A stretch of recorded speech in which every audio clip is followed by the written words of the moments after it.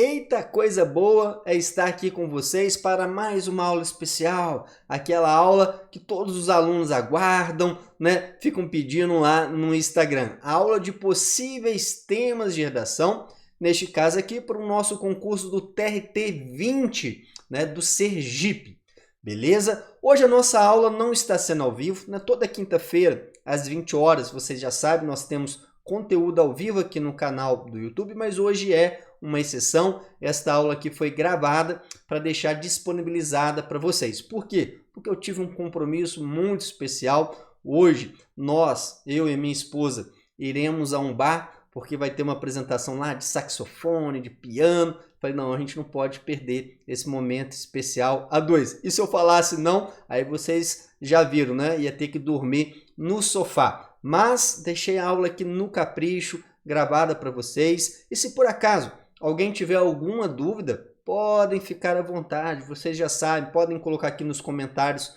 do YouTube. Podem também colocar lá no direct do meu Instagram, @profrafaelreis, que a gente vai conversar, vai trocar uma ideia como sempre. E uma observação importante, este conteúdo aqui ficará no meu canal do YouTube por 7 dias, ou seja, até a próxima quinta-feira. Depois, esta aula ficará com exclusividade para os alunos do curso completo e para o curso de revisão que nós iremos lançar a partir do dia 15 de novembro. Então, se você é aluno do curso completo, pode ficar tranquilo que nós vamos baixar esta aula e vamos colocar lá no nosso curso. E quem for adquirir o curso de revisão a partir do dia 15 do 11, terá também condições de assistir quantas vezes quiser este conteúdo aqui. Beleza? Senhoras e senhores, como é que eu montei a nossa aula aqui de possíveis temas para o TRT 20? Eu selecionei 10 temas quentes, 5 temas com uma pegada mais de atualidades e 5 temas com uma pegada mais filosófica. Por que eu fiz isso? Porque o perfil da banca FCC, nos últimos concursos, né, ela deu uma diversificada. Antigamente, o perfil dela era somente temas abstratos, né? Pelo menos em 99% das provas.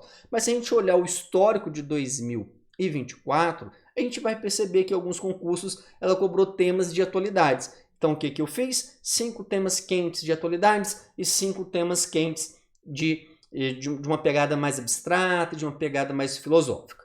Será que nós acertaremos mais um tema de redação? Tomara que sim. Mas se o Prof. Rafa, o mago da redação, não conseguir acertar, não tem problema nenhum. É claro que se eu acertar eu vou ficar feliz, vocês ficarão felizes também. Porém, o mais importante é você sair do nosso curso, né, das nossas aulas com muito repertório, para escrever com segurança sobre qualquer tema. Esse é o nosso objetivo, essa é a nossa metodologia. Então, senhoras e senhores, vamos que vamos para a gente comentar aqui os temas possíveis. Então já pega aí papel e caneta, porque vocês sairão desta aula com muitas anotações.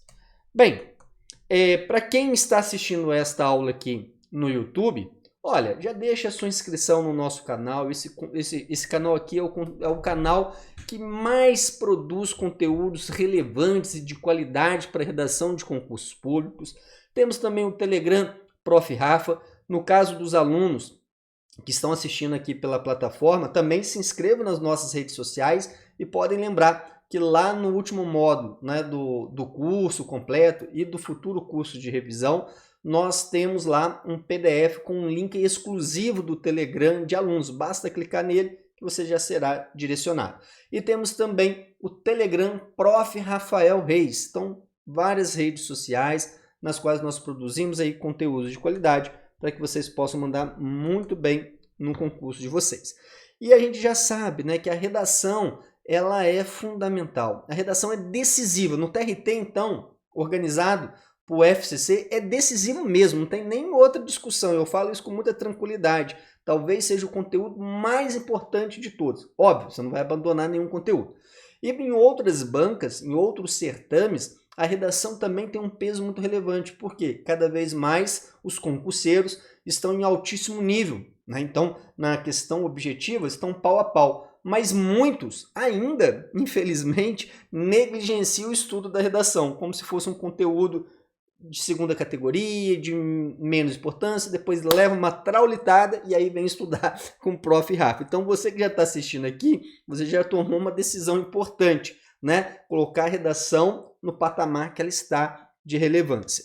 Pois bem, a banca aqui é a Fundação Carlos Chagas, uma banca extremamente tradicional, talvez uma das mais tradicionais, junto com o Sebrasp e FGV. E no caso de TRT, é a banca que mais organiza TRTs, disparadamente. Então, se você está estudando para TRTs, nós temos aí pela frente o TRT Rio de Janeiro, né? Temos o TRT São Paulo, que é o maior. Esses dois eu acredito que só sairão no primeiro semestre de 2025. Tem muita gente falando que vai sair edital nessa viradinha de ano, mas eu já estou falando isso há um tempo. Só no primeiro semestre de 2025. A gente fala assim, só, mas já está aí, né? Um ano praticamente já acabou, né? Então, o aluno que estuda para TRT, ele não pode ficar esperando o edital para estudar, ele já tem que estudar. E nós teremos, nessa viragem de 2024 para 2025 principalmente, muitos concursos de TRTs. Tem o TRT Pernambuco, que é relativamente um TRT, digamos assim, de média proporção, né? Claro que de grande é o Rio de Janeiro e São Paulo, né? Também está para sair do Mato Grosso, temos o TST. Então, olha só, para o pessoal que gosta dessa área, tem que se dedicar, né? Tem que se dedicar mesmo para chegar lá bem preparado. A prova aqui do TRT do Sergipe é dia 15 de dezembro, então nós ainda temos um tempo muito bom, né? Tem um mês inteirinho de novembro, tem uns 15 dias de dezembro, para depois você curtir aí tranquilamente o seu Natal, o seu Ano Novo. Então, quem quiser fazer o curso completo do TRT Sergipe, com 3 correções personalizadas, ainda dá tempo. Se você se dedicar 2 horas por dia, em 7 dias você fecha o curso.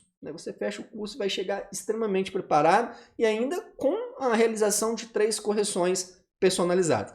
Quem não quiser fazer o curso completo, a partir do dia 15 de novembro eu lançarei o curso, né, de revisão. E uma coisa muito boa, nós estamos aí com a campanha da Black Friday, que começa no dia 1º de novembro, e todos os nossos cursos, produtos, correções, mentorias de redação estarão com descontos de até 50%. Então eu até sugiro, recomendo que o aluno espere para comprar no dia 1º de novembro, né, seja o curso regular, o curso do TRT, o curso de revisão, correções personalizadas, mentorias de redação, a partir do dia 1º, que nós teremos aí descontos incríveis na nossa Black Mago. Beleza.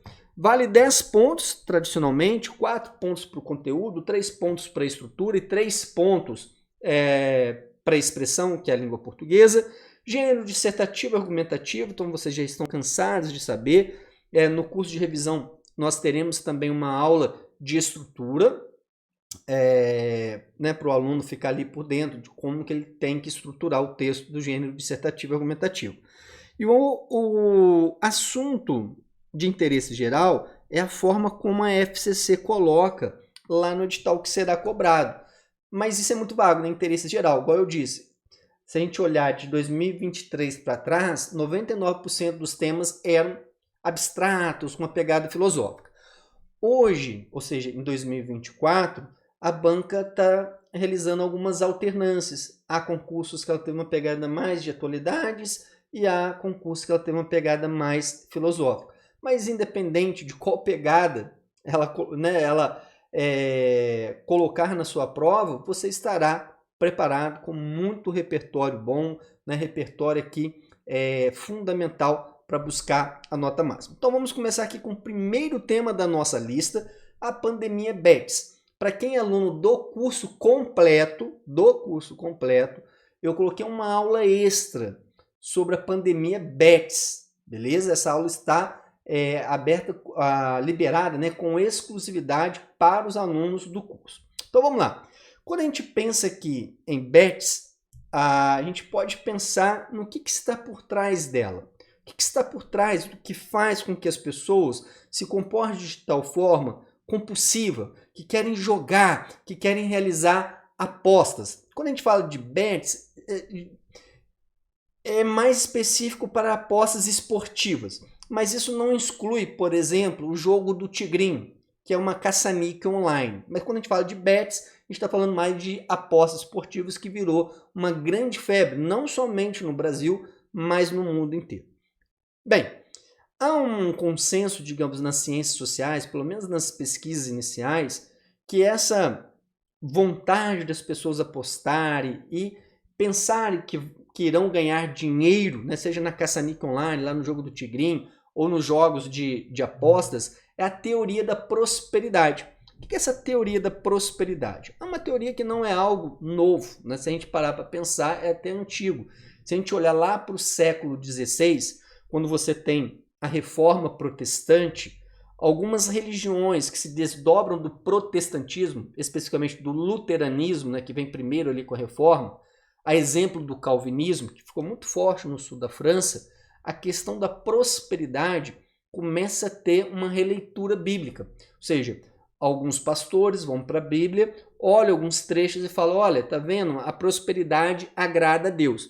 E a partir desse momento, inclusive dentro do calvinismo, um dos símbolos para marcar os eleitos de Deus, quem seria, né, aquele que ganhou a graça da salvação por Deus, seriam pessoas prósperas materialmente. O trabalho ganha uma grande importância, né, nas religiões protestantes. E no calvinismo um peso muito grande, porque olha, se eu conseguir prosperar materialmente, eu sou um eleito, né? Deus gosta de glorificar aqueles que se esforçaram, aqueles que obtiveram, né, bens materiais mesmo, a conquista de bens materiais. Essa é uma interpretação. Isso ficou, digamos ali, no calvinismo, mas quando a gente chega no século XX, em meados do século XX, há uma retomada muito forte dessa teoria protestante nas religiões denominadas neopentecostais, né? E nos Estados Unidos. Então, Estados Unidos que já tem uma pegada mais liberal, já tem uma reflexão, né, digamos assim, positiva do capitalismo, isso caiu como uma luva, porque agora tem a dimensão religiosa, uma interpretação religiosa de que realmente a prosperidade tem que ser buscada por cada um dos fiéis. E essa prosperidade está atrelada também ao dízimo, porque se você contribui com dízimo, Deus está olhando para você e vai te dar, né, benefícios, digamos assim, vai te trazer conforto material também. Então, isso fica muito forte em meados do século XX, tá bom? E se a gente olhar hoje para o século XXI, né, tanto o neopentecostalismo como as outras religiões carismáticas adotaram esse discurso da prosperidade também, né? Então, o fiel é sempre muito bem recebido, né? Ou seja, olha, vem para cá, se você está passando dificuldade, os irmãos da igreja vão te ajudar a se inserir, né? Então, essa teoria da prosperidade é extremamente forte no campo religioso. E se a gente pega o Brasil, que é uma sociedade predominantemente religiosa, na qual o neopentecostalismo, vamos pegar aqui até as religiões derivadas do protestantismo, né, estão crescendo cada vez mais, esse discurso da prosperidade ele se espalha com muita facilidade. Um outro movimento que nós tivemos também é o movimento coach, né, ele também surge nos Estados Unidos, num primeiro momento com uma pegada mais técnica, mais profissional. E o que era a ideia do coach? Era do treinador mesmo, né? De basquete, de rugby, de esporte de maneira geral. E é aquele cara que se destacou, que ganhou experiência, tem muita qualidade e vai ensinando outras pessoas a trilharem aquele caminho de maneira mais fácil. Depois, essa ideia de coach acabou sendo mais disseminada para questões de autoajuda, de empreendedorismo, e os caras souberam fazer uma interpretação do contexto atual dessa questão da prosperidade, porque afinal de contas, quem não quer ser rico? Quem não tem um sonho de ficar rico, né, de ter uma vida tranquilona, cheio de benefícios materiais, de carro do ano, de casa nova, de poder viajar, de ter dinheiro, todo mundo acaba comprando um pouco, alguns um pouquinho, outros um pouco, outros muito, né? Essa ideia. E o coaching é uma coisa absurda. Se você olhar no mercado digital, né, é um ramo que mais traz dinheiro, com desenvolvimento pessoal, né? Ou seja, não, olha, com esse passo aqui você vai prosperar, como libertar sua mente bloqueada. Esses caras vão ficando milionários, mas quem vai lá, não sei se dá muito certo não. Enfim, E também nós temos uma cultura dos jogos de azar, não somente no Brasil, como eu disse, no mundo inteiro, né? As pessoas partem de um princípio de que, olha, vai que eu faço uma fezinha aqui e ganho alguma coisa. É tipo a mesma ideia de um jogo do bicho, de cassino, né, da máquina caça-níquel, e às vezes o cara ganha aquilo ali, traz uma dopamina para ele, mas logo ele vai perder porque ele vai ficando ambicioso. Não, eu coloquei 10 reais, ganhei 20. Agora eu vou colocar 20 para ganhar 40. Aí fica sem nada. Né, da dinâmica dos jogos de azar. Né, da dinâmica dos jogos de azar. Bem, aí tem um camarada que é diretor de um instituto de pesquisa, o Instituto Locomotiva, que é o Renato Meirelles. E o Renato Meirelles está sendo, pelo menos nesse momento, pioneiro nas pesquisas. É claro que daqui a pouquinho surgirão pesquisas de vários institutos, né? Mas ele foi o pioneiro a colocar uma pesquisa mesmo, né? E trazer dados, trazer reflexões a partir. Segundo a fala dele, né, na opinião dele, as bets são piores do que o crack, porque elas têm uma condição de vício, de dependência, né, de dopamina muito grande, de prazer, né, da pessoa jogar. E é engraçado, né? Mesmo as pessoas, por exemplo, eu não tenho essa cultura de jogo, né? Mas quando você viaja, vamos supor assim, a Buenos Aires, Estados Unidos, você quer conhecer os cassinos e vai lá e deixa uma merrequinha lá, né? Claro que se for uma pessoa compulsiva vai deixar tudo, mas o cara, não, por quê? Isso fascina, né? Isso tem um glamour, vou tentar ganhar uma bolada aqui, né? No Brasil a Mega Sena ainda é legalizada, né? Mas também se a gente for olhar a probabilidade de ganhar na Mega Sena é praticamente zero, mas as pessoas querem mudar radicalmente de vida, querem ficar milionárias, ricas, né? E aí ele traz um dado muito interessante, é que os jogadores, os apostadores de baixa renda, ele fez um recorte econômico, né, na pesquisa e depois passou por uma pesquisa qualitativa, enxerga as bets como um investimento. Então isso é extremamente perigoso. A classe média, os ricos têm uma graninha a mais para queimar, para jogar fora à toa, olha aquilo ali como um entretenimento, como uma diversão. Não, eu tô vendo um jogo aqui do meu time, vou colocar uma merrequinha lá, que se eu perder não faz a menor diferença no meu salário. Só tem que as pessoas de baixa renda, quando entram para esse mundo da bets, eles olham isso como investimento, como algo que eles podem ter um retorno maior daquilo que eles colocaram. E isso pode trazer vários problemas, como já está trazendo. E o governo, por sua vez, na verdade, o governo, independente do governo, tá? Seja de esquerda, aliás, de centro-esquerda, igual é o governo atual do PT, ou seja, um governo de direita, esses governos eles são muito pressionados para liberar os jogos. Aqui no Brasil mesmo tem vários projetos de lei para tentar regularizar caça-níquel, cassino, né? Só tem que são projetos assim, de uma dificuldade de tramitação, porque embora exista um apelo social, né, um apelo econômico por pessoas de grande poder aquisitivo, ainda é visto como algo imoral, como algo negativo. Então fica naquela coisa ali, né? Avança um pouquinho e volta, né? Mas para o governo é muito bom.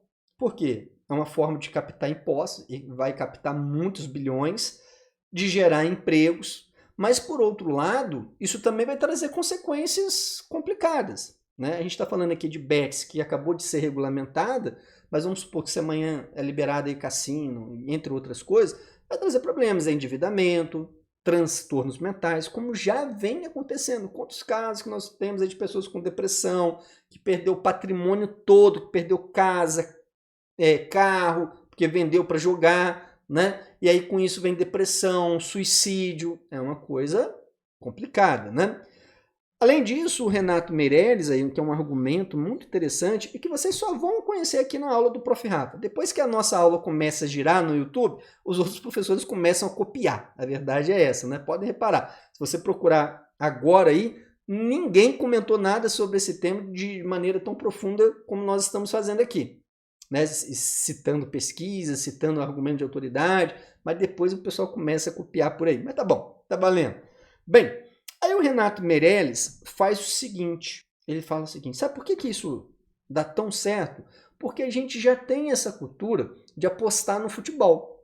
E é verdade, né? Você com amigos, de uma maneira informal, se o meu time está jogando com o se o meu time ganhar, você faz o churrasco, se o seu time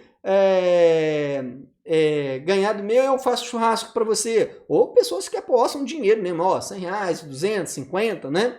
Então já era algo que na informalidade acabava acontecendo. Agora, com os meios digitais, plataformas totalmente organizadas, que você pode apostar no time, no placar, no jogador, se vai ter amarelo, se vai ter vermelho, se vai ter gol contra, né? E assim vai aumentando a possibilidade de ganho, é muito mais sedutor, porque você dá cliques ali e você já vai vendo em tempo real se está ganhando ou não alguma coisa, né? E um outro motivo mais, digamos assim, essa aqui é uma pegada psicológica, né? Uma pegada mais sociológica é a questão da desilusão do mundo do trabalho. Para a maioria da população brasileira, é muito difícil se ver rico no futuro ganhando o que está ganhando. Se a gente parar para olhar os dados do IBGE, hoje a média mensal de remuneração no Brasil não chega a R$3.000, é 2.800 e pouco, não chega a 3 mil. A pessoa, pô, eu ganhando 3 mil por mês, eu jamais vou ficar rico, jamais vou ter a possibilidade de mudar de vida realmente, né? Então, essa desilusão com o mundo do trabalho, de que eu vou trabalhar duro até morrer e não vou ficar rico, já passa a ser uma condição de que eu vou para os jogos, porque se eu jogar na Mega Sena, eu posso ficar milionário. Se eu jogar nas bets, coloco lá R$500, posso ganhar 1.000, 1.500. Aonde que eu vou ganhar um dinheiro extra como esse? Entende? Então são duas causas que você poderia trabalhar, né, na argumentação. Bem, dados da pesquisa locomotiva, né, só para a gente também ter um repertório aqui de pesquisa. 25 milhões de pessoas apostaram no primeiro semestre de 2024.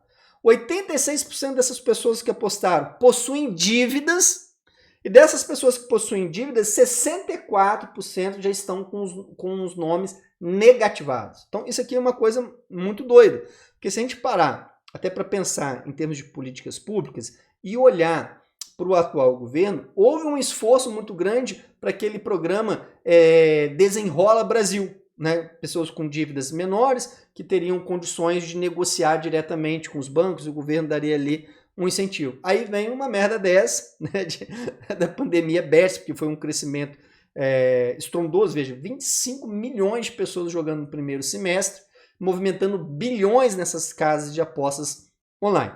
E aí o Ricardo Meirelles falou, olha, na opinião dele, né, tipo assim, a restrição ela deve ser regulamentada, não deve acabar. Porque, na opinião dele, acabar com o jogo, isso não faria com que diminuísse os problemas. Porque haveria formas, digamos assim, informais de realizar essas apostas. Então, para ele, o caminho é a regulamentação, e acabou mesmo sendo regulamentado. Há críticas nessa regulamentação, mas o que ele fala é o seguinte, como é que a gente pode tentar controlar? Restringir a amostra grátis, isso aqui é muito comum nas plataformas. Há plataformas de bets que dão tipo R$20 por semana para você jogar. Você não pode tirar esse dinheiro, mas você tem que jogar. Aí você ganha alguma coisinha, fica empolgado, vai colocar mais dinheiro lá, né? E proibir publicidade, porque se a gente for olhar a publicidade das bets, isso aqui virou uma praga. Está em todos os lugares. Você vai num estádio de futebol, é bets para todo lado. Aliás, bets financiando clubes, né? Tá na camisa dos clubes. Se você liga a televisão, propaganda de bets, com pessoas extremamente assim, relevantes, né? Pessoas da área artística, da área musical, fazendo campanha para bets. Então é como se fosse algo natural, algo gostoso, algo que não trouxesse nenhuma implicação social, tanto para a saúde individual, né? Que vai ter impactos coletivos, como para essa questão econômica, né? Do endividamento e tal. E aí as crianças, os adolescentes acabam incorporando, não, é um hábito natural, vou fazer, vou participar, vem crescendo muito entre jovens também. Então, na opinião do Ricardo Meirelles, deveria ser proibido igual aconteceu com cigarro, igual aconteceu com álcool, e que, de fato, a partir de uma política, até mais do cigarro, uma política mais restrita, diminuiu drasticamente a quantidade de usuários de cigarro nos últimos 20 anos aqui no Brasil.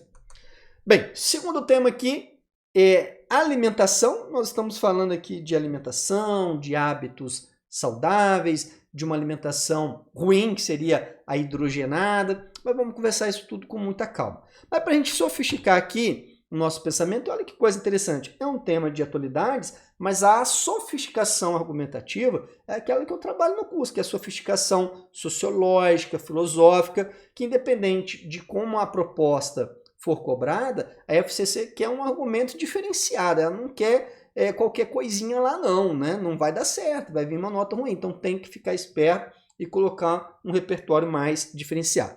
Então eu trago aqui a reflexão da aceleração social de Hartmut Rosa aplicada a esse tema, né? Aceleração social. O que seria a ideia dele? A ideia dele é o seguinte, olha, o mundo está em constante modificações, mas modificações que aceleram o nosso ritmo de vida.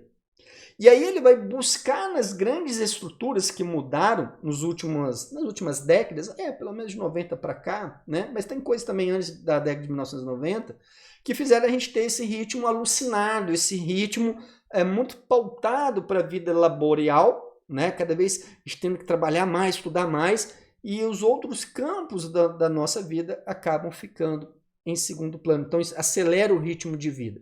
Então, por exemplo, uma das coisas que ele vai notar, transporte, deslocamento, né? Velocidade de deslocar. Antigamente, quando a gente olha antes até da Revolução Industrial, vou pegar aqui a segunda Revolução Industrial para ficar mais fácil, 1850, as pessoas tinham que se deslocar como? A cavalo ou a pé, charrete, né?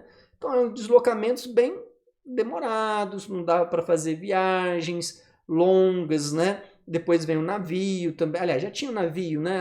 As embarcações, mas assim, se a gente olhar lá para trás, não eram embarcações nada modernas, né? Uma viagem de Portugal para o Brasil na época da colonização demorava 60 dias. Depois, com navios mais, digamos assim, tecnológicos, essa distância, né? Esse tempo foi diminuindo. Aí depois nós temos aí com a Revolução Industrial os trens, que aí deram uma acelerada, mas hoje a gente não desloca, pelo menos na grande parte do nosso país, em outros países, por trem mais, porque se tornou obsoleto, se tornou um deslocamento mais demorado. Aí vem carros, automóveis, avião. Então isso tudo foi diminuindo a barreira da distância, diminuindo o tempo, né, de viagem. Se você tem um carro, você consegue fazer uma distância menor do que um ônibus, por exemplo. Se você tem um avião, você chega a um outro país, vamos colocar aqui na América do Sul, a um outro país com 2 horas e meia, 3 horas, né? Então essa distância geográfica, ela pelo meio do transporte, ela diminui e vai acelerando a nossa vida. Cada vez mais nós queremos meios de transporte que mais rápidos, né? Aí vem metrô, enfim, tem uma infinidade aí de possibilidades de deslocamento. Uma outra estrutura que ele percebe que mudou e que acelerou a nossa forma de se comunicar, de ver as coisas, é justamente 1990 com as telecomunicações. E a partir disso, né? Porque aí vem a internet, vem o smartphone, e com isso os aplicativos. Antes a gente usava o quê? Carta. Aí carta demorava pra caramba para chegar, vamos supor, para um outro país também 60 dias, 30 dias, dependendo do local. Aí surge o quê? O e-mail. Pô, o e-mail foi uma grande revolução. Eu mando uma mensagem, já chega lá. Assim que a pessoa acessar, ela já está com a mensagem, então não precisa nem mais mandar carta. E aí quando vem os aplicativos de mensagem instantânea, transformou radicalmente mesmo a nossa comunicação. Hoje é até uma desgraça, eu não sei se vocês têm essa sensação. Eu vou falar a verdade mesmo, assim, um aplicativo que eu detesto, eu faço de tudo para não entrar, é o WhatsApp. Nossa, aquilo ali é uma coisa do inferno, né? Por quê? A pessoa manda uma mensagem e se você não responde em 10, 15 minutos, a pessoa briga contigo, fala que você está demorando. Pô, por 15 minutos que a gente falou que eu tenho a obrigação de responder 15 minutos. Né? Tem alguns alunos, isso já acontece assim praticamente toda semana, o cara manda uma mensagem lá no nosso WhatsApp, aí o nosso atendimento demora um pouquinho, porque às vezes a gente está sobrecarregado, ainda mais quando é época de fase de recursos, né? A gente fica totalmente, os canais sobrecarregados. Aí a pessoa manda no Instagram, pô, tá demorando pra caramba pra me responder lá. Aí a primeira pergunta que eu faço, mas quando é que você mandou? Tem 30 minutos. Eu falei, então você vai esperar 24 horas, né? O nosso modelo aqui é o seguinte, você será respondido em até 24 horas em dias úteis. Se você acha que tá demorando, vai para outro lugar, não tem problema, só não me enche o saco. É curto e grosso mesmo, tem dessa não, né? Porque a pessoa também tem que aprender a esperar, né? Tem que aprender a esperar, mas essa aceleração na comunicação se dá por causa dessa tecnologia, dessas grandes mudanças. E esse ritmo de vida também impactou as nossas formas de alimentar. Por quê? Como na nossa vida é tudo muito cronometrado, eu tenho que acordar a tal hora, eu tenho que levar a criança, né, para a creche, para a escola, depois tenho que trabalhar, depois tenho que voltar, arrumar a casa, arrumar comida da noite, arrumar comida do outro dia, você vai só acelerando. E aí o que acontece? Nós vamos para comida fast food, aquelas comidas rápidas, né? Se você ainda não tem nem condições de preparar a comida em casa, o que essa pessoa vai fazer? Ela vai parar ali 1 hora para almoçar, vai comer um salgado com refrigerante, né? Ou seja, que coisa boa, né? E aí houve essa explosão, essa demanda aí pelos alimentos ultraprocessados. Quais são esses alimentos ultraprocessados? São aqueles alimentos que passam por muitos processos industriais, de aditivos químicos, né, com alto teor de açúcar, com alto teor de gordura. Se você pegar essas bolachas, esses biscoitos, balas, vai estar lá escrito bem grande, alto teor de gordura, alto teor de açúcar, para tentar conscientizar. E isso vem gerando um problema coletivo. Qual é o problema coletivo? Várias doenças crônicas, né? Obesidade, que é um grande problema, diabetes, doenças cardiovasculares. Então, isso pode parecer que é um problema individual, mas não é. É um problema coletivo, que afeta absolutamente todos nós. Então, é uma dieta baseada em gorduras saturadas, em açúcares, né? E isso pode, inclusive, principalmente nas crianças, afetar o humor, afetar a parte cognitiva, né? Então, são alimentos geralmente mais baratos, fáceis de comer. Você pega um biscoito, você abre ali, já está tudo prontinho, você não precisa preparar, você não precisa lavar, não precisa fazer nada, já está preparado para comer. Tipo um miojo, né? Ou seja, 3 minutos está pronto ali, você já colocou alguma coisa para dentro do bucho. E são acessíveis. São acessíveis, não são valores astronômicos que impedem a pessoa, né, de comprar aquele produto. Então esse contexto acaba impedindo o quê? Que a gente se alimente de forma saudável, né, com uma dieta mais equilibrada, balanceada, né, rica em verdinho, como diz o Miguel aqui, né, em verdinho. Ele não gosta muito de verdinho não, mas come bastante brócolis pelo menos. Então quando a gente está ali com dificuldade de colocar um verdinho a mais na comida dele, manda o brócolis que ele come numa boa. Mas colocou couve, alface, ele já fica até doido. Mas é isso, a gente não tem aquele tempo, né, necessário para preparar os alimentos, para comprar esses alimentos mais saudáveis, prepará-los e assim, né, por diante. Bem, quais seriam as possíveis soluções? Se você quiser colocar soluções lá na conclusão, e podem fazer isso tranquilamente, né, a FCC aceita. Uma taxação maior desse tipo de indústria. Então, se você taxa a indústria do refrigerante, né, o preço dele vai lá na altura e as pessoas vão acabar optando por suco, não de pozinho, por suco, por uma fruta, né? Isso aqui eu acho meio difícil de acontecer, né? Porque essas empresas, imagina aí McDonald's, Burger King, Coca-Cola, por aí vai, né? As fábricas de biscoito, elas têm uma pressão econômica muito grande. Então, se você coloca uma taxação maior, elas começam a pressionar o governo. Então, nós vamos tirar as fábricas, as empresas daqui, vão para outros lugares, né? Tem uma pressão política muito grande. Agora, essa aqui eu acho que é até muito, muito viável, muito sensata, né? Proibir nas cantinas escolares de vender alimentos ultraprocessados, porque aí restringe. A criança passa mais tempo na escola, né? E acaba ali no intervalo, obviamente, ficando com vontade de comer. Então, ou vai obrigar a família a preparar um lanche mais saudável, ou a cantina vai ter que fazer alimentos, digamos assim, mais interessantes do ponto de vista da alimentação. Isso eu acho muito plausível, muito real. Bem, terceiro tema também tem uma pegada muito grande aqui com o mundo virtual, que vocês perceberão que está transversal a praticamente todos os temas, que é a dependência das telas. Então aqui nós temos a geração ansiosa de Jonathan Haidt. É um livro de muita repercussão, mais um repertório que você só conhece aqui no curso do Prof. Rafa, e ele vai analisar a geração Z, que é aquela geração de nativos digitais. Principalmente o recorte dele, para ser ainda mais específico, é daquelas pessoas que nasceram a partir ali dos anos 2005. Por quê? É onde é o contexto de surgimento em 2007 do smartphone lá com Steve Jobs, né? Então essas pessoas, além de estarem no digital, ou seja, nascerem tudo digitalizado, estão crescendo com o celular, com o smartphone do lado. E ele vai falar o seguinte, a educação dos pais, e até mesmo em algumas escolas, está estruturada, baseada no celular. Então as crianças crescem jogando videogame, né? Crescem com uma tela, e os pais fazem isso mesmo. Se a gente parar para pensar, fazem isso. Porque a criança dá trabalho para cuidar, dá trabalho para cacete, né? Dá muito trabalho. E qual que é a forma mais fácil de uma criança hoje ficar quieta? Não é dar o bico, né? É a chupeta virtual. Toma aqui o tablet. Aí fica lá vendo um raio da galinha pintadinha. Ou um outro desenho qualquer. Fica lá assim, até, né, com os olhos grudados na tela. E aí o Hyland mostra o seguinte, ó, isso vai prejudicar a concepção de infância, porque a infância precisa de brincar, precisa do lúdico, precisa do contato com o outro. Então isso prejudica a socialização, né? E aí os pais estão se preocupando pouco com o mundo virtual, eles, segundo o Hyland, né? Se preocupam muito com os perigos do mundo real, mas esquecem de proteger suas crianças no mundo virtual. E hoje a criminalidade, né?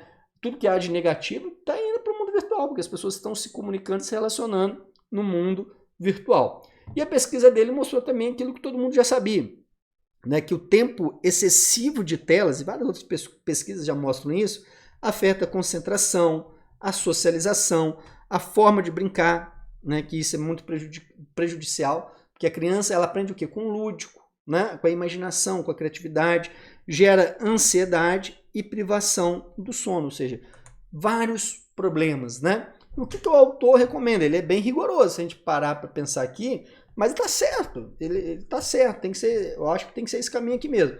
Nada de smartphone antes dos 14 anos, nada de redes sociais antes dos 16, celular na escola deve acabar.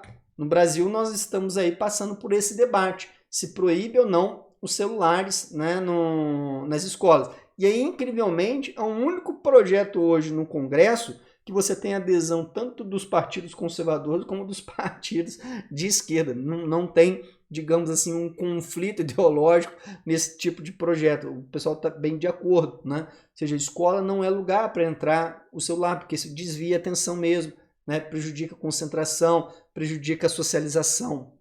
E brincar e desenvolver responsabilidades no mundo real. Essas são as orientações do Jonathan Haidt. Um outro tema que eu deixei aqui, esse tema eu tiro ele da lista, porque é um tema assim, é um tema muito quente de 2024, de atualidades, mas eu acho que para a FCC está um pouquinho batida. A FCC já cobrou indiretamente temas relacionados neste ano sobre os desafios climáticos. Mas como é a maior agenda da política internacional, tirando as guerras, né, lá Israel e Palestina, né, ou Rússia e Ucrânia, enfim, outros conflitos ali, essa é a principal agenda de debate na política internacional. Então eu falei, então vou deixar esse tema aqui, porque nunca é demais deixar um tema a mais, né? E aí, como tinham 9 temas, fica redondinho para 10 temas. Bem, aquecimento global, todo mundo aí já sabe, né? Já está careca de saber, mais careca que o Prof. Rafa. E esse aquecimento global, esse aumento da temperatura média, né, ocasionada pelos gases poluentes que impedem a volta ali da radiação solar para ser dissipada no espaço, por isso que gera esse efeito estufa, né, vai esquentando, está cada vez mais trazendo para nós eventos climáticos extremos no mundo inteiro. Não sei se você está reparando, eu moro em Juiz de Fora, que é uma cidade de médio porte, de Minas Gerais. Esse mês de outubro está parecendo um mês de dezembro, janeiro. Nós estamos tendo várias chuvas que não era mesmo comum, pelo menos aqui não era comum em ter essa quantidade de chuva em outubro. Bem, isso não é um evento climático extremo, né? Isso é uma mudança mesmo climática. Mas os eventos climáticos extremos são aqueles que têm um potencial destruidor e eles estão cada vez mais recorrentes, cada vez mais frequentes. Podem olhar para o Brasilzão, né? todo começo de ano, ó, dezembro, assim, viradinho, né? Dezembro, janeiro, fevereiro, nós temos destruição em algum estado. Nós, nos últimos anos aí, Rio de Janeiro, não sei se vocês lembram de Petrópolis, né? Ficou embaixo d'água, foi uma coisa horrorosa. Bahia, deixa eu ver, Minas Gerais também, várias cidades mineiras. E mais recentemente, de grandes proporções, Rio Grande do Sul. Aliás, mais recentemente ainda, a gente pode pegar agora São Paulo, com essas tempestades que deixaram aí. É claro que tem uma missão lá, né, da companhia elétrica, do governo de São Paulo, né, da Prefeitura de São Paulo, mas o evento climático, mesmo essa questão de chuvas fortes, intensas, né, isso é um desdobramento do efeito climático. E o Rio Grande do Sul com alagamento. Então isso aqui são exemplos concretos que o aluno pode usar, né, na sua redação. Geralmente, os impactos climáticos atingem principalmente as pessoas mais pobres. Olha que doideira, né? Ou grupos excluídos da sociedade. Isso a gente denomina de racismo ambiental. Eu e o professor Valdir Bros fizemos, inclusive, uma aula escrevendo do zero. Essa aula está liberada aqui no canal, depois quem não assistiu, quem quiser assistir, né? E também tem uma aula que eu deixei aberta aqui no canal de mudanças climáticas. É uma aula também que eu gostei bastante do resultado dela. O que é o racismo ambiental? Veja só, independente de cor, branca, negra, por aí vai, ou de classe social, pobre, rico, os impactos dos eventos climáticos estão para todos. Porém, a forma das consequências, elas são distintas. Veja só, vamos pegar aqui um exemplo concreto. Ilhas de calor. Ilhas de calor. Todo mundo sente calor quando tem aquele pico exagerado, né? Igual estava acontecendo recentemente no Brasil, 40 graus, 45 graus. Todo mundo. Só tem que a forma de se proteger, as consequências disso são diferentes na classe popular e na classe de pessoas ricas. Porque, veja só, quando a gente olha a casa da classe média, nem vou pegar pessoas ricas, casa de classe média, é alvenaria. Então tem pé direito, circula o ar. Essas famílias podem comprar um ventilador, algumas famílias podem apertar ali o bolso e comprar um ar-condicionado.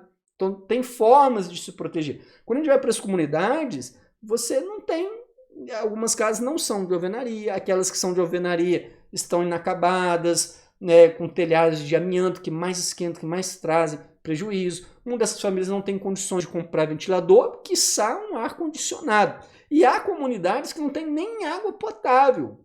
Então veja, a Ilha de Calor está dada para todo mundo, mas quem sofre mais? A mesma coisa as comunidades indígenas. Se você tem o avanço do garimpo, o avanço do agronegócio, né, vai poluindo os rios, ou seja, a fonte de alimentação, vai poluindo a natureza, desmatamento, e isso afeta a saúde dos indígenas, ou seja, um grupo excluído da nossa sociedade. Racismo ambiental, mais uma vez. Agora, nós poderíamos trabalhar várias outras ideias que vocês viram aí ao longo do curso. A relação periferia e centro do geógrafo Milton Santos, né? Dentro dessa ideia que a periferia tem uma infraestrutura deficitária se comparado com os bairros nobres, com os bairros centrais. Poderíamos também utilizar sociedade do risco, do Urschbeck, né? Ou seja, são as próprias ações humanas transformando a natureza que coloca em risco a existência da espécie humana e, obviamente, também do planeta. Quinto tema para a gente fechar aqui a lista de temas quentes com temas mais de atualidades. Regulamentação das redes sociais. Bem, regulamentação das redes sociais é um tema que estava muito quente no início do ano. Algumas bancas até cobraram. Eu acertei esse tema no TRF2, salvo engano foi no TRF2 mesmo, que cobrou regulamentação da inteligência artificial, que tem uma pegada aqui na regulamentação das redes sociais, que usam a inteligência artificial também para montar seus algoritmos. Então, qual que é o grande debate? As redes sociais ainda é um espaço sem regulamentação, há projetos no Congresso, mas diferente do projeto de proibir os celulares, né? Nesse caso aqui não há consenso entre conservadores, que é uma grande parcela de deputados, né, federais, e dos deputados com uma pegada mais centro-esquerda ou de esquerda, né? Porque o debate está, é uma censura ou é uma liberdade de expressão? Para os deputados mais voltados ao conservadorismo, é uma censura, está prejudicando a liberdade. Para os deputados mais de centro-esquerda, não afeta a liberdade de expressão porque é uma regulamentação. Bem, vamos deixar a esquerda e a direita para lá e vamos pensar naquilo que faz, digamos assim, sentido. Nós temos normas para qualquer convívio social. Se você mora em condomínio, você tem lá o estatuto do condomínio, né, a assembleia do condomínio, que você vai ter que seguir, senão vai sofrer multas ou pode sofrer represálias. Na vida social como um todo, nós temos vários códigos de conduta. Se você for uma pessoa religiosa, na sua igreja terá lá, talvez não escrito, ou algumas até por escrito, formas de conduta do que você vai vestir, do que você não vai vestir, de como se comportar, e se fizer isso, pode ser convidado a se retirar. Por que as redes sociais não devem ter uma regulamentação? Por que isso afetaria a liberdade de expressão? Por que isso afetaria a censura? É uma coisa meio estranha. Mas enfim, é esse debate que está aí. E aí que eu trouxe para a gente refletir um autor liberal, John Locke, que é o pai do liberalismo político, é quem que deu o pontapé no liberalismo. E ele já falava lá no século XVII que a liberdade é diferente de intolerância. Professor, mas o que você colocou intolerância? Porque essa era a palavra que era usada. Lá não se usava discurso, né, de ódio. Lá se usava intolerância. Então o que ele está mostrando? Que há um limite para a liberdade de expressão. A gente não pode falar ou se comportar como acha que deve ser. Não existe essa liberdade absoluta, né? Porque quando incorre em intolerância, aquilo deixa de ser liberdade. E o John Locke ele estava muito preocupado com as liberdades individuais. Não é à toa que ele vai criar os direitos naturais, direito à vida, direito à tolerância religiosa, a liberdade de manifestar o pensamento, né? A propriedade como um direito básico também dentro desses direitos naturais, a igualdade perante a lei, tudo isso está dentro dos direitos naturais do John Locke. E quando a gente pega essa questão da liberdade, que era algo muito importante ali no século XVI, XVII, XVIII, porque as grandes guerras civis eram de motivação religiosa, né? Católicos perseguindo os protestantes revidando os católicos. E muitas pessoas morreram nessas guerras, né? Eram guerras civis motivadas por questões religiosas.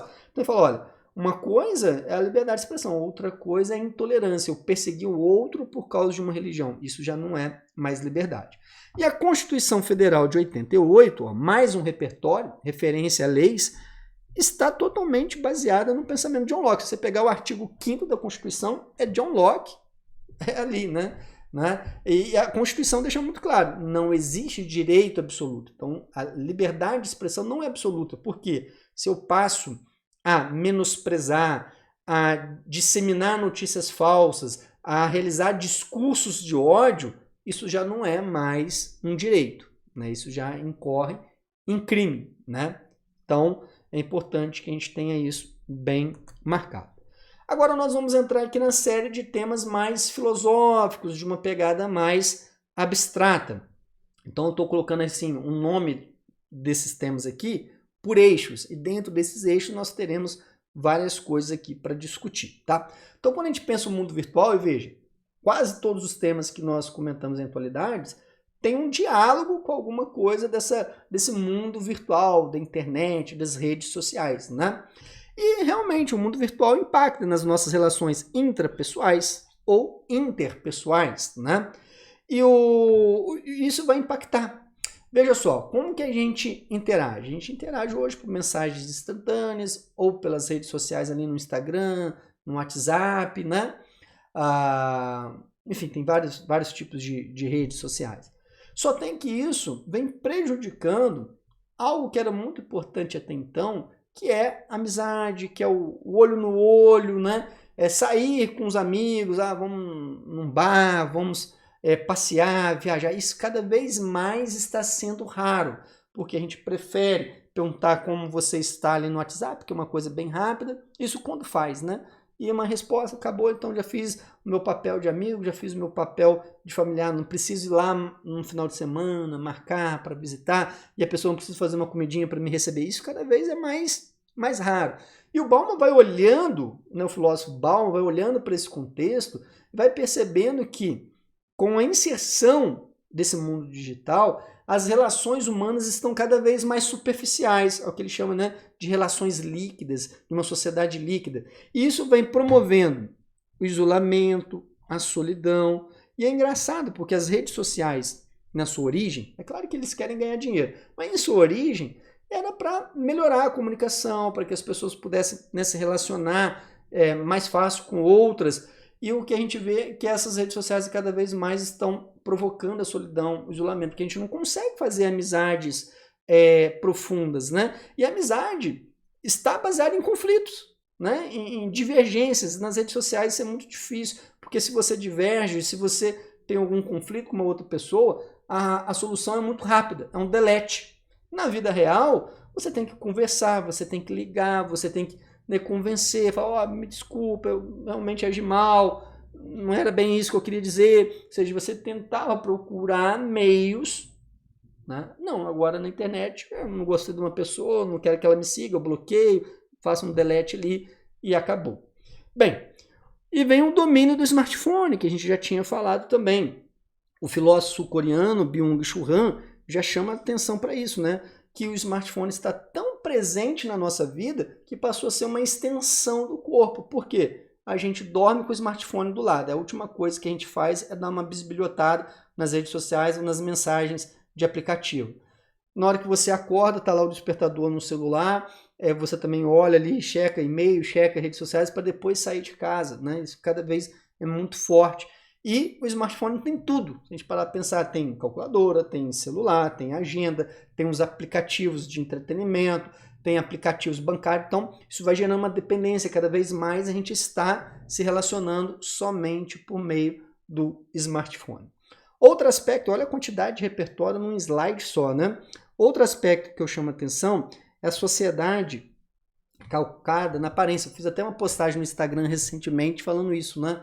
E teve ali uma repercussão enorme, mais de 1.500 curtidas, não sei quantos compartilhamentos, né? Uma coisa simples, uma frase lá de que no mundo que valoriza a aparência, ser autêntico, né, é uma coisa rara e tal. Né? Nossa sociedade cada vez mais está pautada por essa sociedade do espetáculo, que o Guy Debord, o sociólogo e filósofo francês, vai nos dizer, que é uma sociedade que busca a aparência. E hoje a aparência está até mais forte do que o ter. Apesar de que as duas coisas estão muito interligadas, né? As pessoas querem aparentar uma coisa que elas não são e ter algumas coisas que elas também não possuem, né? Então vive uma relação nesse mundo virtual de aparência, de todo mundo querendo mostrar que está feliz, né? Ou que tem acesso a determinados bens materiais. Isso muito também é disseminado pela questão dos influenciadores, né? Que vendem um estilo de vida que é irreal, que é totalmente real e que as pessoas... Olha como que isso também tem um pé lá com o jogo das bets, né? Por que a gente segue? Eu não sigo, assim, esses influenciadores assim, eu não sigo, né? Mas a boa parte das pessoas segue, porque elas querem ver o cotidiano daquela pessoa, a mansão dela, o que está fazendo no final de semana. Estou tentando lembrar aqui o nome da influenciadora, que aí eu gravo peça no Fantástico, com certeza aquilo ali foi algo pago, né, de promoção. Fugiu o nome dela, mas ela tem assim, milhões de seguidores e ela é casada com um dos filhos do cantor Leonardo, que é também cantor. Acho que é Zé Felipe, Zé Neto, alguma coisa assim. Enfim, depois vocês procurem. Não é importante saber o nome deles aqui para a nossa explicação. Mas eles mostram o dia inteiro o cotidiano. Acho que a cada 15 minutos está postando alguma coisa nos stories, da filha, da relação, do não sei o quê. Pô, eu acho isso extremamente chato, né? Mas as pessoas vivem dessa aparência e muitos desses influenciadores estão ficando milionários por causa disso, né? Mas é isso, a gente vive nesse mundo das aparências e aí as pessoas acabam achando que aquilo ali é uma verdade, né? Eu abro lá o Instagram, o meu vizinho está passeando. Eu abro um outro stories, aquela pessoa está lá num carrão. Só a minha vida que é uma grande merda, uma grande desgraça, né? E aí isso vai gerando incômodos. Isso pode gerar isolamento, isso pode gerar depressão e as pessoas estão caindo, né? Achando que aquilo ali é o mundo real. Outra coisa associada, até muito essa questão da sociedade da aparência, é a questão de padrões.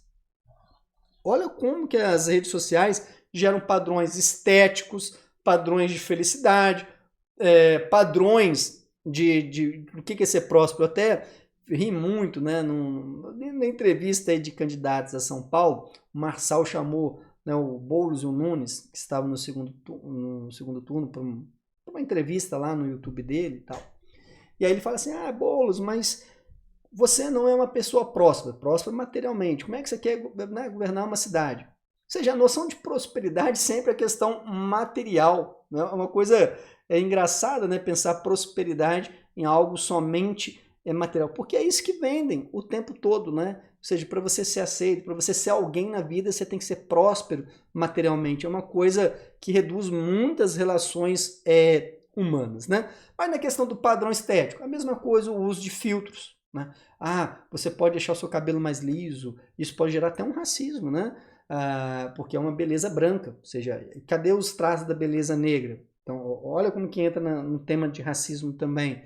Né? Mas aí esses filtros trazem isso, você pode clarear a sua pele, clarear o dente, clarear a pele, enfim, pode colocar um olho verde, colocar um olho azul, ou seja, vai mudando o que o ser humano é e vai criando um padrão de estética. E se você não está dentro daquele padrão de beleza, não quero nem um convívio. Se você não está naquele padrão de monetário, então você não é uma pessoa feliz. Ou seja, são coisas diferentes. Felicidade, prosperidade podem ter relação com bens materiais, óbvio que podem ter, mas não necessariamente são reduzidos a isso. Isso gera o quê? Uma sociedade do controle, conforme o filósofo Deleuze, né, já nos chamava a atenção de como há mecanismos na nossa sociedade que controla tudo que nós estamos fazendo. A forma que a gente vai pensar, que a gente vai se comportar, está associado a esses padrões impostos na sociedade. Olha só repertório de primeira.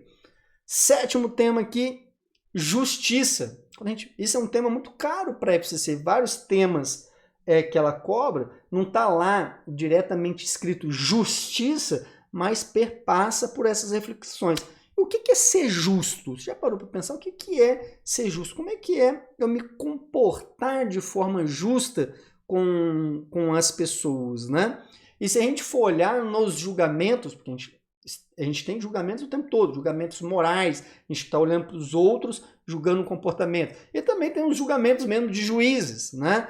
Isso tudo acaba sendo eivado por ideologias, inclusive os juízes, que deveriam ser mais imparciais, né? Porque traz a sua ideologia de classe, daquilo que é certo e daquilo que é errado, porque isso é uma construção social. Agora, deixando um pouquinho a abstração filosófica de lado e mais para uma reflexão antropológica, sociológica, tem uma reflexão aqui do antropólogo Roberto da Mata, que ele vai falar o seguinte, que a sociedade brasileira ela fica muito nesse jogo da garantia dos direitos, e como esses direitos não são dados a todos, muitos brasileiros vão para o jeitinho brasileiro. E olha só, esse jeitinho brasileiro, ele não é algo da classe popular, da classe média ou da classe de pessoas ricas, não. Ele é algo generalizado. Quem acaba até usando mais um dos tipos do jeitinho brasileiro são as pessoas de grande status na sociedade. A gente vê isso, desembargadores, né, quando estão fazendo algo errado e são chamados à atenção, aí o que eles falam? Sabe quem que você está falando? Foda-se com quem que eu estou falando. Se você está fazendo uma merda, você tem que ser, né, responsabilizado como qualquer outra pessoa. Eu não me lembro o nome dele, mas é um desembargador de São Paulo, que na época da pandemia estava infringindo as regras, e aí um guarda municipal multou ele rasgou a multa na frente do guarda municipal, ligou para o secretário de segurança na frente dele, intimidando ele, ou seja, um desembargador, né, que deveria estar agindo de uma forma correta, ou seja, utilizando o jeitinho brasileiro para estar acima da lei. Né? É uma coisa muito curiosa quando alguém fala assim, sabe quem está falando? E daí com quem eu estou falando? Se existe essa norma e você está desobedecendo, você pode ser o Papa, meu amigo, pode ser o presidente, tem que ser responsabilizado como qualquer outra pessoa. Mas isso no Brasil é extremamente forte. E o jeitinho brasileiro também ele está nas corrupções. Pequenas, mas está. É o camarada que vai pagar para ser atendido no serviço público de uma maneira prioritária, para passar o projeto lá na frente, né? É o cara que vai subornar o policial, que vai comprar o gato net para ver os canais disponíveis. Isso tudo é corrupção. Só tem que as pessoas estão preocupadas com uma corrupção, né? Acho que é só lá na política, né? Não, os políticos são corruptos porque estão desviando dinheiro. Mas no nosso dia a dia, boa parte da população está sendo corrupta, sendo bem conivente com esses tipos de corrupção, e está tudo bem, mas vão querer julgar, né, outros atos. Bem, justiça também está atrelada à ética no cotidiano. A ética no cotidiano. O que é essa ética no cotidiano? Nós temos aqui várias reflexões, mas vamos simplificar, porque a ética é um debate muito longo na filosofia, né? Você fica lá um semestre inteiro para debater os principais e não sai com uma conclusão. Mas a ética é a convivência no dia a dia. Tá? A ética, ou seja, os postulados éticos, é para melhorar a convivência cotidiana. Que eu trouxe alguns autores, na verdade 2, para a gente pensar de uma maneira mais específica, né? Aristóteles. Aristóteles foi provavelmente o primeiro filósofo a sistematizar os debates sobre ética, né? E, em grosso modo, ele vai definir que uma pessoa virtuosa, que pratica virtudes, o que são virtudes para Aristóteles? O equilíbrio. Então, por exemplo, ser corajoso, prudente, evita os extremos, você sempre está no equilíbrio. Essa pessoa vai trazer um comportamento ético para a vida coletiva. Já o Kant, ele vai ser até bem radical, um dos filósofos mais radicais nessa questão ética, que ético é aquilo que pode ser universalizado, ou seja, aquilo que não pode ser universalizado não é ética. Então, o que ele quer dizer com isso? Se eu estou agindo de uma determinada forma num contexto aqui na sociedade brasileira, esse comportamento tem que ser válido em qualquer outro lugar que eu estiver, né? Então, se eu... qualquer coisa mesmo, vamos pegar aqui uma coisa banal do dia a dia. Eu encontrei uma carteira recheada de dinheiro, independente de ter documentos ou não de qual que é aquela pessoa. Aquele dinheiro não é meu, então eu tenho que ser ético, né? Eu tenho que devolver ele em algum lugar. Tenho que devolver aquilo ali para o seu dono. Eu não posso usufruir daquilo. Então, se esse é um comportamento universalizado, ou seja, universalizado, pronto, ele é um comportamento ético. Liberdade. Liberdade também é um tema muito caro para a FCC, já cobrou em diversos temas, né? E a grande pergunta é, um homem é livre para fazer suas escolhas? Um homem é livre para fazer suas escolhas? Bem, nós vamos ter várias perspectivas. A primeira perspectiva aqui que eu trago do existencialista Jean-Paul Sartre. Sim, um homem é livre e responsável por todos os seus atos.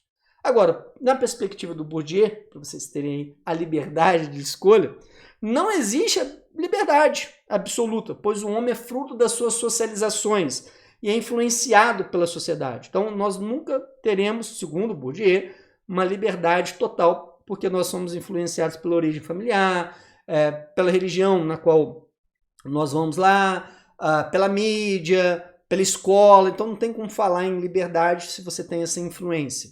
E na perspectiva do Paul Sartre, sim, nós temos uma liberdade total e vamos ser responsabilizados por essa liberdade. E na concepção iluminista, dos filósofos iluministas, que talvez seja que a gente acaba mais comprando no nosso dia a dia ocidental, é que a minha liberdade termina onde começa do outro, ou seja, eu também não posso tudo, né? Eu tenho a liberdade. Então, um exemplo que eu sempre trabalho é do fone, né? Lá no ônibus. O camarada vem com a caixinha de som e bota um funkão lá. Pô, eu não sou obrigado a gostar da mesma música e escutar a música que ele está escutando. Ah, mas ele não tem a liberdade de escutar música? Tem, então bota um fone no ouvido dele e coloca o som que ele quiser. Ou seja, ele vai estar sendo livre para escutar o que ele quer e respeitando a minha liberdade de não querer escutar aquela música, naquele momento, naquele local. Sacou? Essa é a liberdade iluminista. E a gente pode também perguntar aqui de uma forma mais provocativa se existe liberdade com desigualdades sociais. A gente está juntando dois temas bem importantes na filosofia, de que, né, liberdade é algo apartado das questões materiais. E não é. Porque se você tem limites materiais, muitas desigualdades sociais, essas pessoas acabam deixando de exercer sua liberdade. Como é que uma pessoa vai exercer liberdade com fome, sem direito à escola, sem direito à saúde? Fica difícil, né? Mais um eixo aí, sujeito e subjetividade. O que é o sujeito? O sujeito somos nós. O que é subjetividade? Aquilo que nós criamos, né, enquanto singularidade, autenticidade da nossa forma de ver, de pensar o mundo, de interagir com as outras pessoas. Isso tudo cria a subjetividade do indivíduo. Bem, aí, pessoal, nós temos também um debate, né? Os limites da autonomia, ou seja, ninguém tem autonomia 100%, e da construção subjetiva do ser humano. Então a gente tem coisas na sociedade que impedem essa liberdade, tem tudo a ver com um eixo anterior, de uma construção subjetiva. Por exemplo, a indústria cultural, pro Adorno. O que é a indústria cultural? É aquela indústria que está só preocupada com o entretenimento pelo entretenimento, não quer informar, só tem como objetivo ganhar, maximizar lucros, então não usa a arte, não usa a cultura como emancipação do ser humano. E a arte e a cultura seriam grandes fatores para contribuir com a subjetividade, de conhecimento do corpo, de expressão do corpo, de analisar a sociedade de forma crítica. E segundo esse filósofo, Theodor Adorno, a indústria cultural impede essa autonomia, impede essa construção subjetiva mais crítica, né, da realidade. E Sociedade da Moda, do Gilles Lipovetsky, também vai pelo mesmo caminho. Né? Cada vez mais as marcas, as grandes marcas, estão construindo a identidade das pessoas. Tem pessoas que só têm determinadas marcas. Se não tiver aquela marca, a pessoa não sai de casa. Tem que ter o tênis tal, a roupa tal. Né? Bem, outra reflexão também muito interessante sobre o comportamento do ser humano é a noção, né, que o Nietzsche, o filósofo Nietzsche, chamaria de moral de rebanho. O que é a moral de rebanho? O que é um rebanho?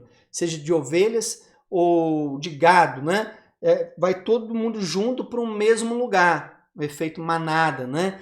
E essas pessoas vão porque estão nas suas socializações a criação de noções absolutas do que é certo, do que é errado, do que é verdade, do que não é, do que leva à salvação. E aqui é um conceito que o Nietzsche cunhou para fazer críticas pesadas mesmo à igreja, tá? Às igrejas de maneira geral, e à sociedade burguesa, porque para ele essas duas instituições criam essas noções e as pessoas seguem essas noções como se fosse um rebanho, não questionam, não pensam, não refletem. Né? Quem falou por que isso leva à salvação? Quem falou que isso é certo? Quem falou que isso é errado?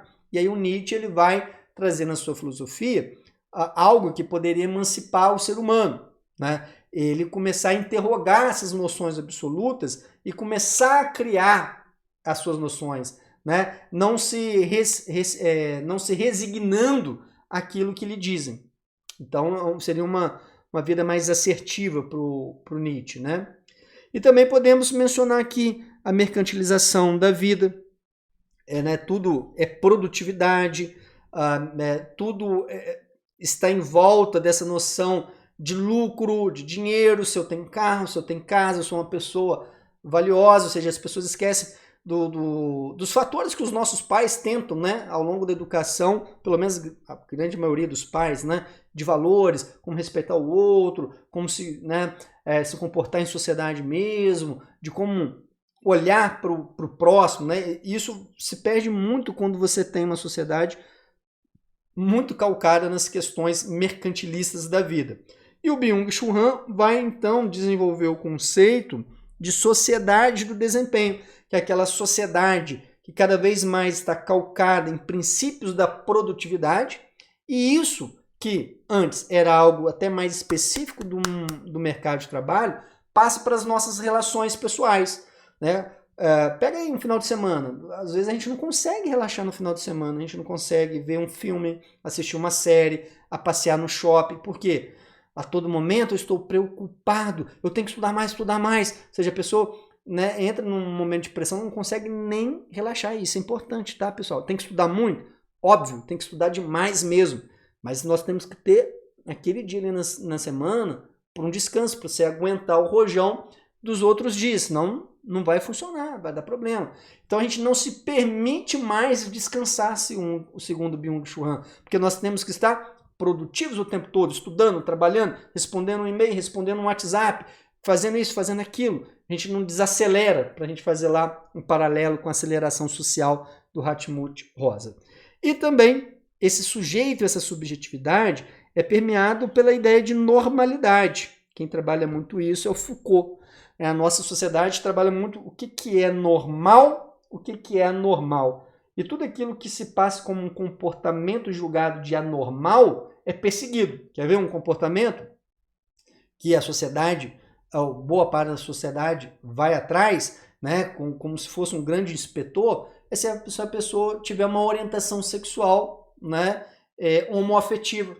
Não, isso aí é algo anormal e muitas vezes vem até embanhado ali de uma concepção religiosa. Isso não agrada a Deus, né? Então essas pessoas são perseguidas e muitas delas violentadas mesmo, né, no seu direito de construir a sua subjetividade. Né? Por que ela tem que ficar à mercê do que o outro acha como certo ou errado? Né? Então, olha como que essas noções de o que é normal, do que é anormal, pode trazer diversos problemas sociais, diversos problemas para os indivíduos, até mesmo causando mortes. Né? Aí a gente pode falar sobre solidão na vida contemporânea, né? Cada vez mais essas relações, a gente já tinha até falado, superficiais que o Bauman ressalta, levam a essa solidão. Então é uma sociedade que tem redes sociais para todo lado, né? Mas cada vez mais as pessoas se sentem sozinhas, abandonadas. Né? A gente poderia também falar do impacto da hipermodernidade do Gilles Lipovetsky, totalmente baseada no consumismo, no individualismo, aquele imperativo à felicidade que também restringe as possibilidades reais de autenticidade, né, das pessoas, porque para ser feliz eu tenho que seguir aquilo que está nas redes sociais, o que as pessoas estão dizendo ou divulgando o que é ser feliz, né? Eu não posso construir caminhos fora disso. Olha como que isso é impressionante, né, na nossa sociedade. E essa relação de fracasso e sucesso, porque a todo momento eu tenho que estar encaixado no padrão, seja de uma marca de roupa, seja numa forma de ser feliz, numa forma de prosperidade, e quando a pessoa não está nesse padrão, ela se sente isolada, sozinha, abandonada, porque ela não pode ser aquilo que ela gostaria de ser, se ela não estiver dentro de um determinado padrão. E por último, cultura e diversidade, que também é um eixo muito grande, muito forte na FCC, né? Se a gente parar para pensar aqui. E quando a gente olha a globalização, essa globalização ela vem com um olhar muito multiculturalista, ou pelo menos vendendo essa ideia que seria possível juntar vários povos no mundo, mesmo tendo culturas, concepções de vida, de sociedade, de instituições totalmente diferentes. Um autor que defende muito essa ideia multiculturalista é o Stuart Hall, né? Só tem que essa ideia é interessante, né? Se fosse viável, seria muito interessante, né? Você ter...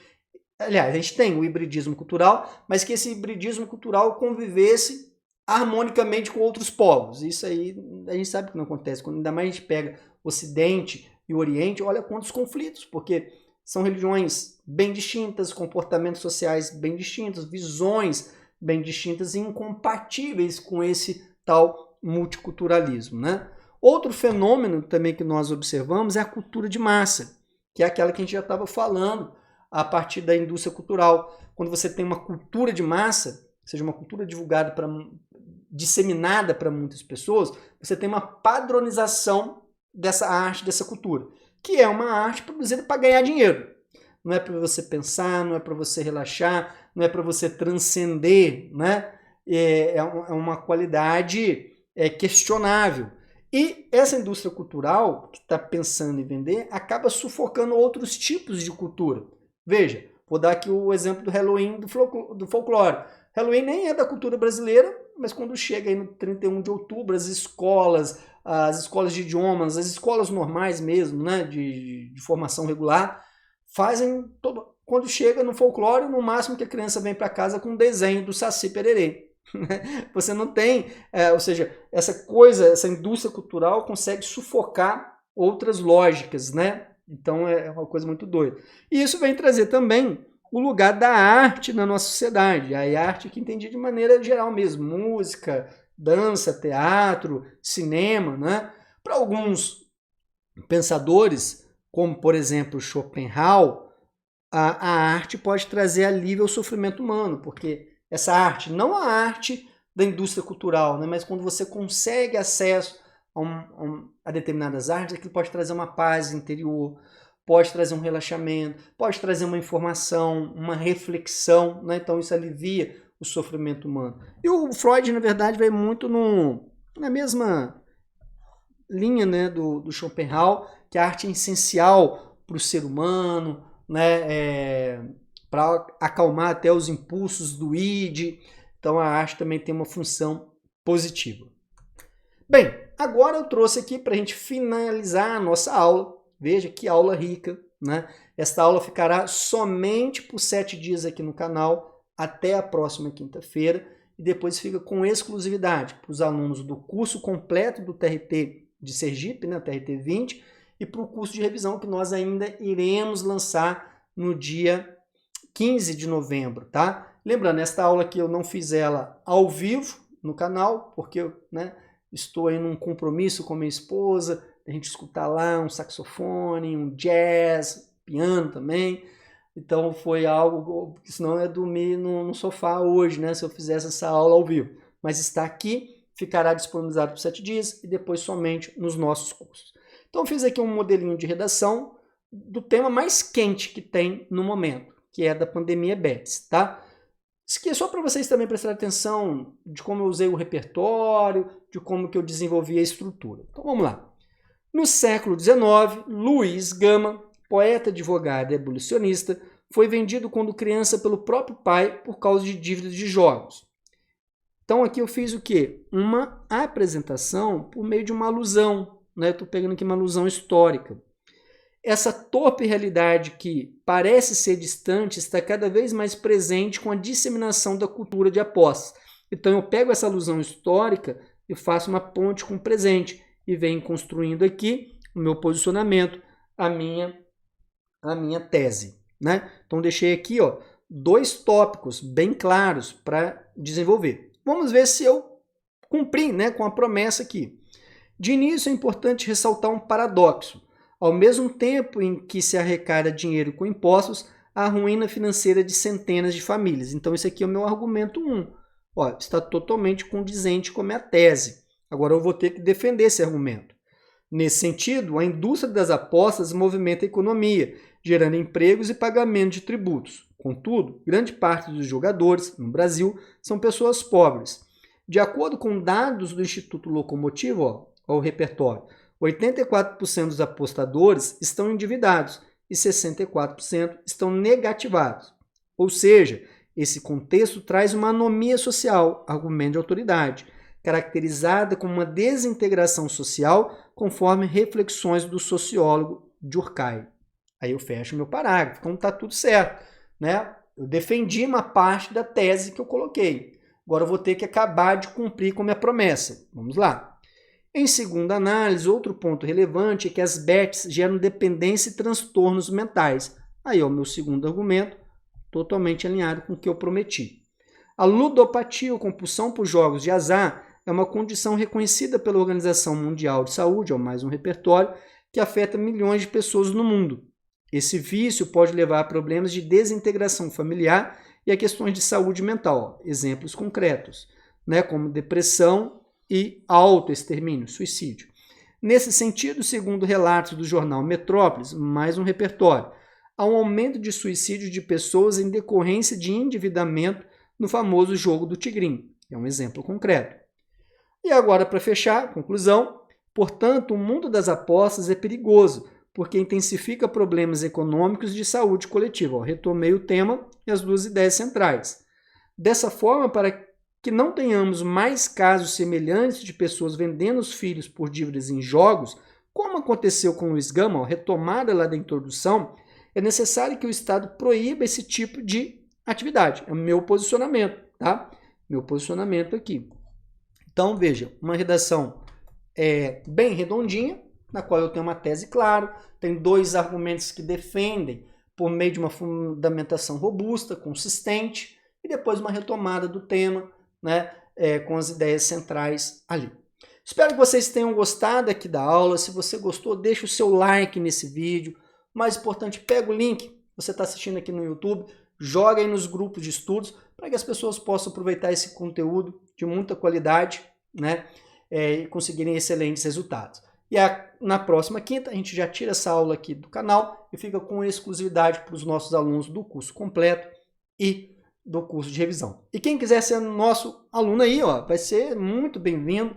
Lembrando que no dia 1º de novembro nós teremos a Black do Mago. Vocês poderão comprar os nossos cursos, e-books, correções personalizadas, mentorias de redação com preços incríveis, de até 50%. Alguns produtos estarão com 20%, outros com 50%, outros com 10%, mas todos os nossos produtos e serviços estarão com descontos. E qual que é o cupom? É só você digitar lá Black Mago. No produto que você quiser, se você quiser comprar o curso completo de revisão, correção, mentoria, só digitar lá Black Mago. A tabela de descontos será divulgada nas minhas redes sociais no dia 1º de novembro. Valeu, pessoal, um grande abraço e vamos com tudo!